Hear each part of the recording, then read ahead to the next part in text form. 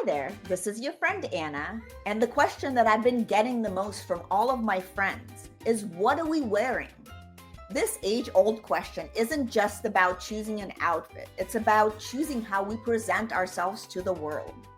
I created the I Want Her Shoes podcast to dive deep into what it means to dress with intention, whether you're heading to a council meeting or just having a casual day out with your family. Join the conversation as we explore the power of personal style and the decisions that shape our public personas. Put on your favorite pair of shoes and step into my closet.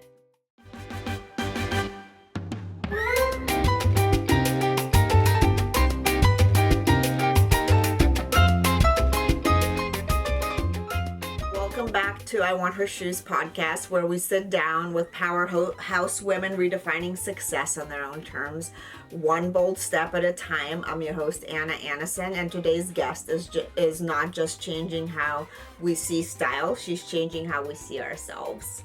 Meet Kari Dowiak, the brilliant founder behind Memorí Eyewear, a luxury sunglasses brand handmade in Italy and exclusively handcrafted for smaller faces, just like mine as well.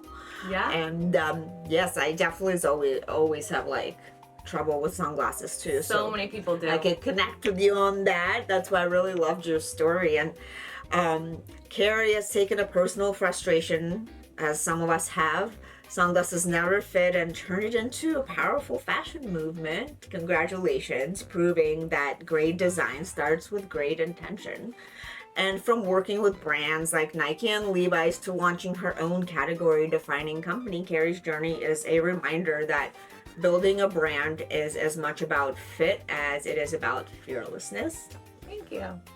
And in this episode, we will talk about the power of niching down, designing for inclusion, breaking into a male-dominated space, and what happens when you stop waiting for permission and start creating what you wish existed. And before we dive into these details, Kari, tell us a little bit about yourself. Where did you grow up? What brought you to Miami, and what helped shape your personal style as a founder? Sure. Well, first off, thanks so much for inviting me on. I'm happy to be here. I don't expect any of you watching to know who I am or really know about the brand. So I'm one of those crazy people on the internet building a fashion company from zero and posting all the behind the scenes. So I love that. That's been kind of like the hack to our success, because posting on Instagram and TikTok and everything is free. And when you're starting from the bottom, as many eyes as you can get is, really critical. So yeah, I'm from Pittsburgh, born and raised, 32 years old. I went to school at Kent State in Ohio for fashion and international business. I then started kind of working in various levels of the fashion industry, always in buying, like fashion buying, product development. And then I ended up, after a short stint in Chicago, New York City, pandemic hit, and then I kind of started doing the digital nomad thing. Nice. Where I was working all over the world, and then I more or less settled in Miami, and it is so bright in Miami. I was walking outside and my eyes were burning out of my head. So yeah, you kind of really need eyewear here, no matter where you go. You need it. So my whole life I struggled where glasses never looked good on me. They didn't fit me. I didn't have the face for glasses. I always felt like I looked like a bug. But I had never dedicated a whole day with no budget to being I'm gonna buy a really beautiful pair of sunglasses. In Miami, of all places, 8 hours, I found nothing. I then settled for a $700 pair of Oliver Peoples, which Oliver Peoples is owned by Luxottica, which is that huge conglomerate. Mm-hmm. The same people that own LensCrafters and Target Optical are making these $700 Oliver Peoples frames, but they were the only ones that fit. So I bought them. 24 hours later, they fell off my face and they shattered in the parking garage. Did you have some kind of insurance? No, I took them back to the store and they would not replace them for me. What? That is crazy story. Crazy. And that's what kind of started there has to be a website that offers specifically narrow fit. There has to be a better option that I just don't know about, because I didn't have the real need. I was wearing the kids' Ray-Bans or whatever, and that was kind of embarrassing, but I wasn't wearing them every day. In Miami, you're wearing them every day. And without being able to find the solution I was looking for, I really just decided who better to build it than me. I love it. So you answered my next question, where that spark, and it sounds like it happened here when you had that experience, and you're like, I'm gonna make a better experience for people, right? That's awesome. Yeah, that was the aha moment. And eyewear is such a saturated category, yet your brand really stands out. What makes Memorí different, and why is it resonating now? There's two main things that make us different. First is that narrow fit. We are the only brand in the world that is exclusively designing for that narrow fit, because there's so many elements to it. Like, fitting your glasses really is like fitting your jeans. It's not just the waist, it's the length, it's the thigh. There's really 3 points of measurements that have to hit for the perfect pair of glasses. It's the nose, it's this length behind the ear, and it's also the width of the frame. You need all 3 of those things to line up. So even within my lane of a niche of narrow fit, there's still so many different size options for that. So the fact that I'm speaking to people that are like me, who've never been able to find the fit, and I'm like, hey, I designed these for you. That's what makes us different, number one. And then number two is, so many of, you said it's an oversaturated market. There are a ton of eyewear brands out there, but it's really tricky. It's like you have the illusion of choice. Right. But 60% of what's on the market is made by the same company. Got it. And I think maybe a lot of people don't realize that. I think they don't realize that at all. When you go to Sunglass Hut is owned by one company, and they also make every single pair of glasses in Sunglass Hut. So everything Prada, you see, it's all a license. Right. So of course the Miu Miu looks just like the new Kate sunglasses because they're made by the same team. So there is a feeling that it's oversaturated. There's so many brands, but really the amount of people doing something really cool and new and making in small batches like we do, truly in Italy, like we even tumble the acetate for days with oil, like we do it all the old-fashioned way. But that's beautiful though, like that's what we should be doing. Like that's what makes the product like really good quality, right? Yeah, absolutely. But the sad reality is it's becoming a lost art. There's not a lot of brands doing that at all. So when you look at, not only are we narrow fit, but we're actually artisanal, we're very different than a lot of the other brands on the market. And there's a customer that really appreciates that. Yeah, no, that's amazing. No, thanks so much for sharing that, and that's a great answer as well. And you've talked about the power of pop-ups and meeting your customers in person, and that's kind of what you're doing here now during Art Basel. Yes. What is that connection? So why is that connection so key for your brand, and also like other brands like yours that are more niche? I think especially in eyewear, because it is like one or two huge brands that own so much, there are so few eyewear brands where you actually get to meet the owner and like put a face to the name. There's only about 15 women in the US total who own an eyewear brand outright, and I'm one of them. Wow. So that's awesome. Congratulations. It's awesome, but it's also sad. Yeah, like, no, that's true. That it is sad, but it's a huge accomplishment though. I see now why there aren't more. It is not a picnic. But yeah, getting to do the pop-ups, eyewear is something people love to touch and feel in person. You do want to try it on. And it's so fun whenever I'm at the pop-ups and I get to meet somebody that are like, oh my God, glasses never fit me. And these do. And then I do the same event maybe every 6 months. And then those clients that I met 6 months ago come back with their friends. And they're like, I would never wear anything else now that I found this. Like, that's the best part. Yes, no, I think that's amazing. And I think also that connection is more important than ever now in an age of AI, right? Because you don't know what you're getting, really, right? Yeah. And it is very, like, you don't get that personal feel. I think with sunglasses, it is important to try them on. Yes. Because I feel like most of the time when you order something without that, you'll send it back, right? You will. And look, I know that because whenever I built this company, I said, for me, as somebody who never trusted an eyewear brand, what would it have taken for me to buy online? I would need free shipping, free returns, and I would need some testimonials, and I would need them to be priced a little less than what a fair price would be. Right. So like our glasses, if they're truly made, we never make more than 100 of a pair. Other brands, like if you look at Jacques Marie Mage, they also limit their batches. They do 500 or less. Their glasses are between $800 and $2,200 a pair. That's a lot. I mean, that's... It's insane. Yeah, I would never pay that. But they are beautiful, and for somebody who's really looking to splurge, like, I do think they're worth the money. You lose them. Like, you could lose them so easily, you know? Yeah, leave them in the Uber, whatever it might be. Kids break them, you know, all kinds of stuff happens. So. Yeah, but when you do put your prescription in, then you have a higher chance of not losing Yes, that's true. That's true. And we all know that the fashion world unfortunately struggles still with inclusivity, especially when it comes to small shapes and sizes and big shapes and sizes and all kinds of, you know, conventional things. What message is behind designing specifically for small faces? There's a couple. The first one is that you don't have to settle for kids. That's the number one thing Of that course, people yeah.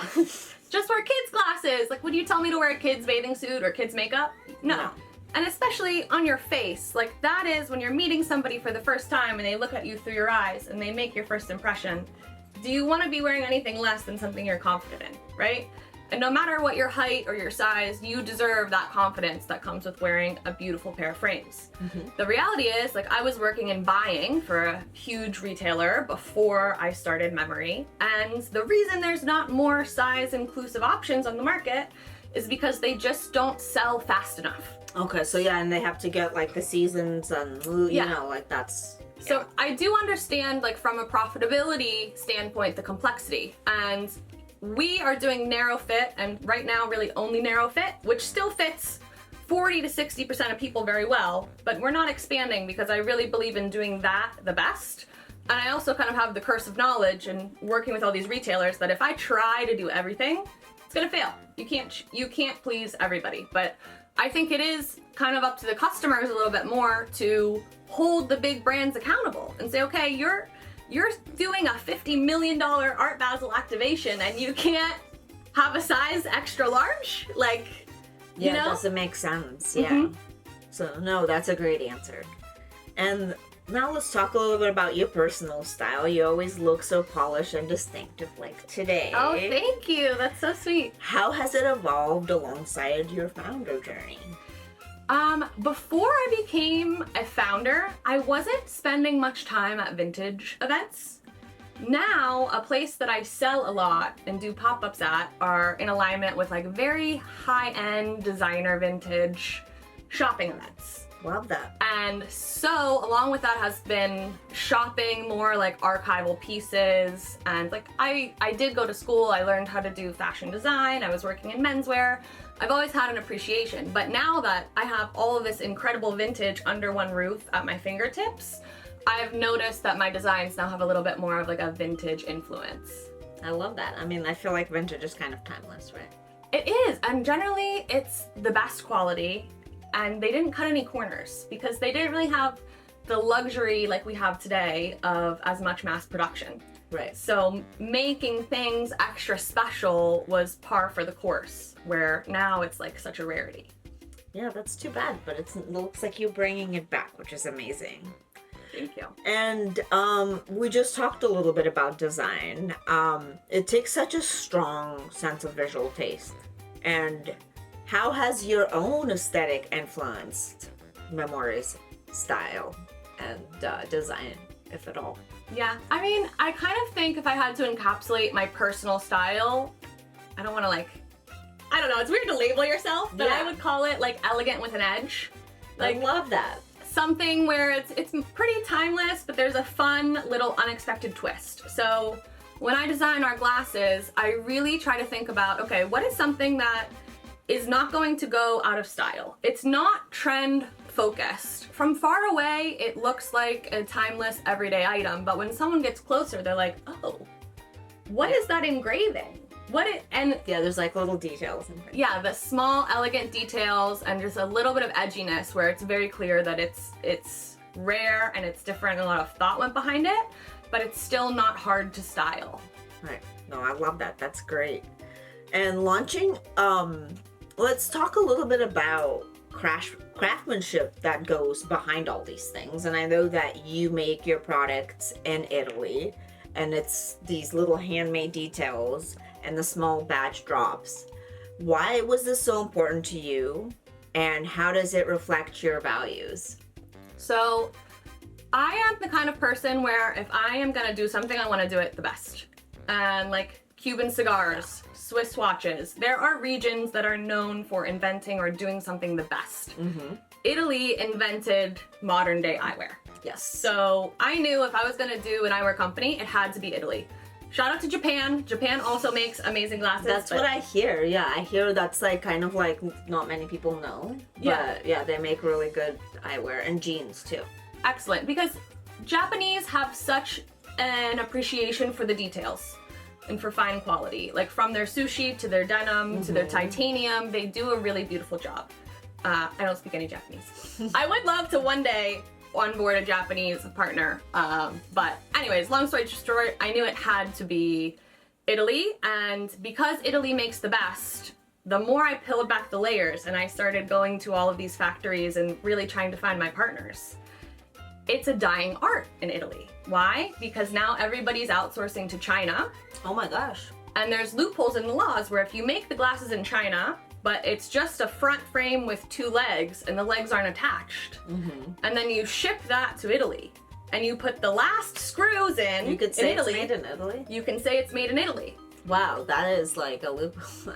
It's a loophole and it's deceiving. And like nothing frustrates me like somebody taking advantage of someone's culture for profit. Right. And then cutting out that culture. So these big brands are claiming made in Italy. It sits in a warehouse in Italy for a week for customs. They put the last screw in. And in the meantime, all of these Italians have lost their jobs while they're hiking up the prices and raising their profits by just taking advantage of the great reputation that's been built in Italy over centuries. Right. So I knew from the beginning, I'm not doing any hybrid production. I'm doing everything 100% in Italy, and I've stayed Good true for to that. you. That's great. No, I think, yeah, we need more of that to keep those traditions and stuff We do. in place. And as someone who really values aesthetics and ethics, and also, you know, all of these things that we just chatted about, how do you balance style and also sustainability? So kind of great design and not cutting any corners on quality often goes hand in hand with sustainability. Usually the best material option also happens to be the more sustainable option. So for example, all of our plastic is a bio-based, it's called a cellulose acetate or a bioacetate. So it's actually made from cotton and wood pulp versus like a Lego, which is injection molded plastic, is made with a base of petroleum. So that's an easy one. I want the best plastics, okay, it's gonna be sustainable.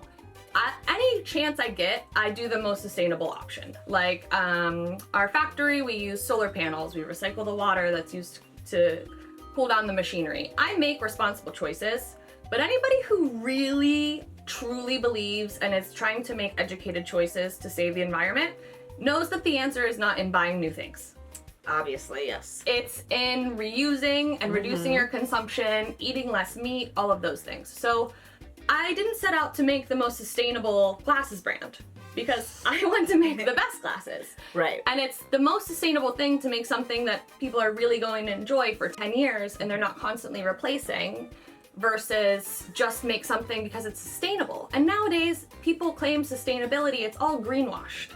Like, exactly. You look at vegan leather. Okay, you're just making money off the buzzword vegan. It's actually super toxic to the environment, and there's warning labels on it because of the levels of cancer-causing material, right? Like, there's nothing wrong with making something beautiful and not having your #1 priority be only the most sustainable material. If it was the most sustainable, they'd be wood.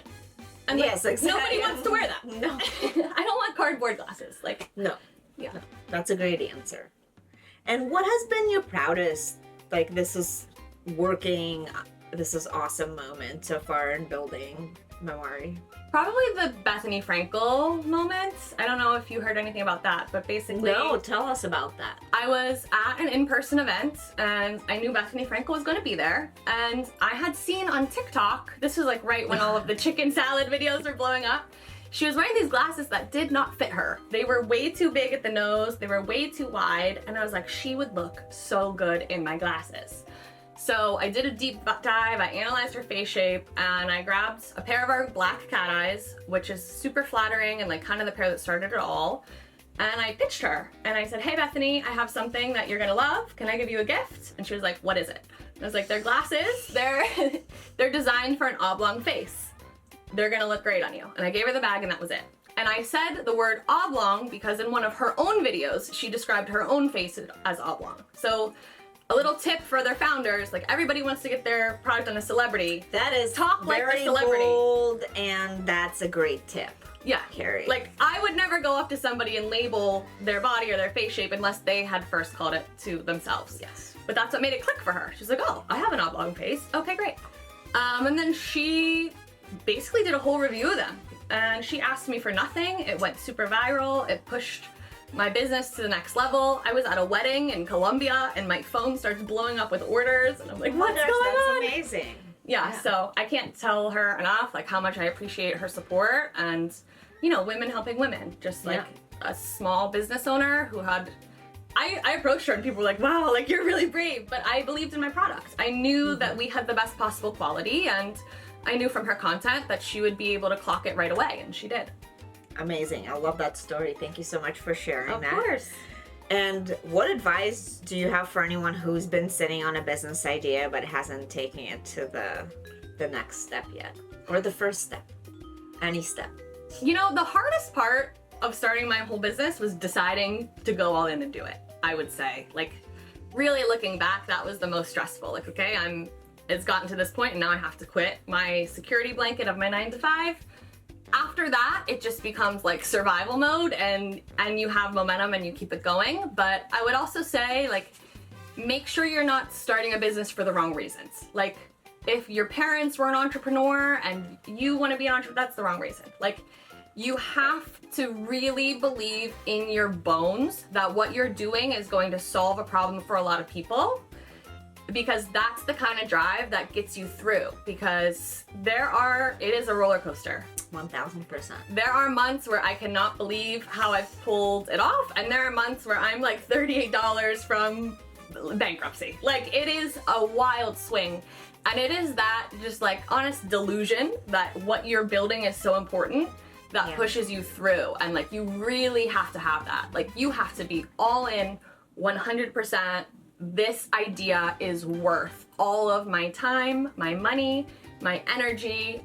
And if you don't feel that way, go and work in the industry that you want to start in, get some experience, and poke holes in your business idea. Because the idea can wait. If you're not all in, I would say don't do it. I think that's amazing advice, Kari. And now let's talk about the shoes. Did you bring a pair of shoes? Of course. Let's check them out. I'm really excited. So obviously I've watched your show before. I don't know if you know this brand, Casa Lily. Yes, I know. You She do? was on the show. Oh, amazing. Oh my God, I didn't know she's that. gonna love that. I didn't know she was on. Cynthia. Yeah, I didn't know Cynthia was on the she's right show. there, one of the ladies. Yes, she was on the show. Oh my God, Cynthia. We'll tag her. Yes. Yes. So yes, these are really beautiful red pumps, and they have this little cool wave there. And she was telling us the story behind that in her podcast. So if you haven't heard her, Oh, I didn't even watch that podcast episode. But yeah, she was on like episode 7 or like really in the beginning. Oh my gosh, I had no idea. So funny. Okay, well here I was thinking that I was going to impress you with this new cool brand. You're ahead of me. I should But have known better. tell me the story, and how did you find out about this brand, and is there a special story that goes along with these beautiful red pumps? Well, I brought these because it's Art Basel Week, and it kind of ties back to my whole aesthetic of elegant with an edge, because I think that's totally what these are. A little unexpected detail that people don't notice, and that's really what I appreciate about this pair. I'm like, come on, Miami Art Week, it's gotta be a red stiletto. But I just love so much that Cynthia is also a female founder, bootstrapped, and I was Women supporting women. Women right? supporting women. I was not going to bring a pair of shoes onto the show that was owned by some big conglomerate. Life is too short I to do think that. that's great. Anything And I they're wear- beautiful. They're really hot, the shoes. They're hot and they're comfortable. This holds my heel so well. So yeah, I had to just give Cynthia a shout out. She has a lot of styles that I would recommend you check out. yeah, CasaLily.com. and I think it's all the classics like red, black and beige, right? Yeah. Like, so, and maybe she has like silver and gold. And I did see she just dropped a burgundy, which is like the hot color right now. I love that. Yeah, that is a hot color right now. So awesome. Well, let's do this quick fire round of this or that. Sure. Cat eye or square frame? Cat eye. Hampton pop-up or Milan factory visit? Hampton pop-up, because at those I actually make money. Anytime I'm at the factory, money pours out of me. Glasses case, leather or vegan? Leather. And I do also want to note, a lot of people don't realize, like 99% of leather in the fashion industry is just a byproduct of the meat industry. So going back to sustainability, not just greenwashing, if you want to help the cows, you have to eat less meat. The leather is already made. Right, that's a good point. Loud branding or subtle looks? Subtle. Corporate job or founder freedom? Has to be founder freedom. Obviously. Like, health insurance is nice though. Yeah. Like, For sure. Personal fit or mass appeal? personal. I like that. Yeah. Head down grinding or high visibility storytelling? These days, if you're working in fashion, it has to be visual storytelling, I think. It's just the best way to hack into, tap into your audience. Yeah, 1000%. Italian espresso or green juice at a pop-up? Espresso. Yes. Face-to-face convo or digital DM? Face-to-face, always. Love Preferred. it. Agreed. Designing alone or brainstorming with a team? With a team. Yes, I love that. Well, Kari, thank you for reminding us that the best brands come from solving problems that matter personally. And your story proves that success isn't just about fitting into the industry. It's really about making space for yourself and those who've been overlooked, which is really amazing. To all of the listeners, if you've ever been told your niche is too small, your idea is too specific, or your dream is too different, this episode is your permission to slip to build that anyway, because if you're really into it, you should go for it. Completely agree. Solve that problem, make a business out of it. Love it. And because when something finally fits, whether it's a business, a pair of sunglasses, or your place in the world, you'll just know it in your gut, right? You'll feel it. When you know, you know. Yes. And that moment, that's when the magic starts. This was so amazing. This was great. Thank you. Thank you. Well, there's one last thing that I'm gonna ask you is to pick out a pair of shoes from here that Ooh. represent you, and then we'll take a nice Polaroid for one for you and one for us. Okay. Sounds great. I like these called Gaia ones. Well, since you're from fashion, you know all of them. You know all of the shoes. Oh, let's go Gucci. I haven't seen these Gucci's before. Oh my god, you know what's interesting? The guest before you picked those too. No way. Yes, those same ones. And nobody's ever picked them before. Yeah. Which is like they're having their moment right now, which I love. Gucci's Italian, has this beautiful embroidery. Yeah, I feel like those are so timeless. Yes, and fun.